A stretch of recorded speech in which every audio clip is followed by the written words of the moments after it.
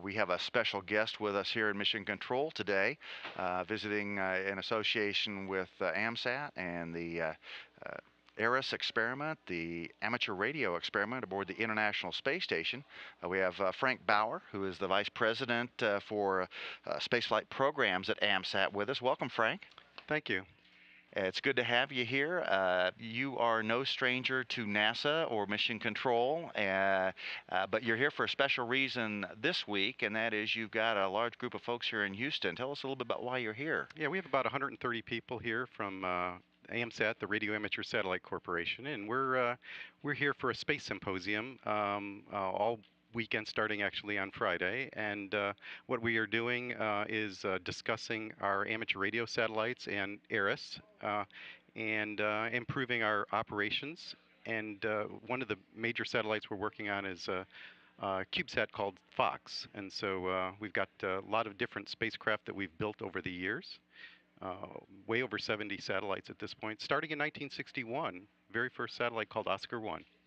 Oscar 1, and then you, as we mentioned, you're no stranger to NASA. You worked at Goddard Space Flight Center and elsewhere. Tell us a little bit about your history with the agency. Yeah, I started in the mid 70s working for NASA at Goddard, and actually my career was down here for a couple of years on Constellation, and then ultimately NASA headquarters folks asked me to come up and be the chief engineer for exploration. So I was doing that for 4 years and retired about 2 years ago. Okay. And in retirement, you're staying busy, obviously, working with this group. We've got about 130 people, I think, visiting Johnson Space Center here from your symposium. It's great to have them here in the viewing room. So tell us a little bit, this is all about the International Space Station today, so give us a little bit of history and tell us a little bit about ARIS and its value to both the folks on the space station and to folks here on the ground. And one of the things we were celebrating this weekend is that this is the 30th anniversary of amateur radio on human spaceflight vehicles. And so we had a panel session with Owen Garriott and Bill MacArthur and others to talk about that. Owen being on STS-9, being the very first amateur radio operator to actually talk to anyone on the ground, ham radio operators, and then ultimately in 1996 we started the ARIS program, Amateur Radio on the International Space Station, and that program's been going very well on Space Station. We turned on the radio system 2 weeks after Bill MacArthur and Sergei Krikalev got into the modules on Space Station, and we've been operating since on all 37 expeditions at this point. And about how many contacts do you have in any given period with the space station amateur radio? Well, we're doing about 100 a year.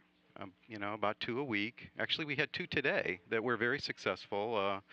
Cradle of Aviation Museum up in New York, and another school in New Jersey. And so we have about 2 a week. It depends on orbit dynamics and things like that. But so it keeps us pretty busy. The interesting thing about our program is it's all volunteer.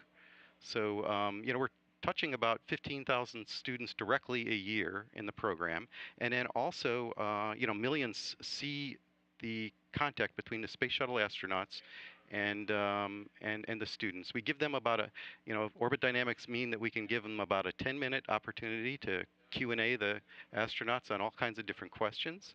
And it works out really well, and it's inspiring. It's a once in a lifetime opportunity for the students, for the families, for the whole community. The whole community gets behind this thing, and millions, like I said, millions experience it a year as part of that activity.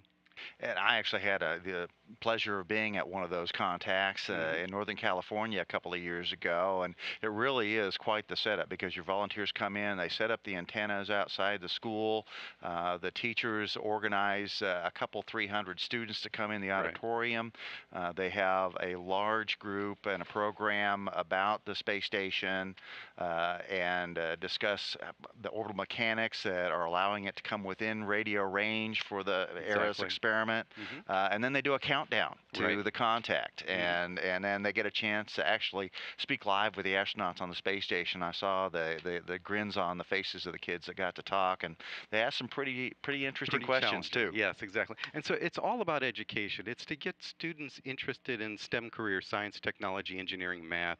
And we go beyond just inspire, into engaging the students and educating the students. Ultimately, that's our goals and objectives of the program. And it's of course, from our perspective, there's three main organizations in the United States involved. NASA, of course, very intimately involved, the AMSAT folks, and the American Radio Relay League.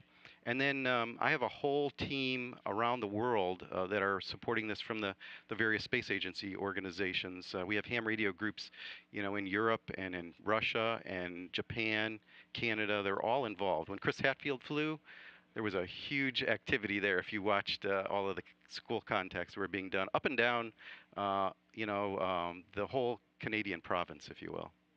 All right. Well, so truly a global initiative and a great inspirational opportunity for students on the ground. And I know the astronauts enjoy participating and talking with them. It gives them a little relief from their day-to-day activities as well. So, exactly. Frank Bauer, thank you very much for coming in and talking to us about amateur radio on the space station and other vehicles. And we wish you and all your guests here a great day today. Okay. Thank you very much, Kelly.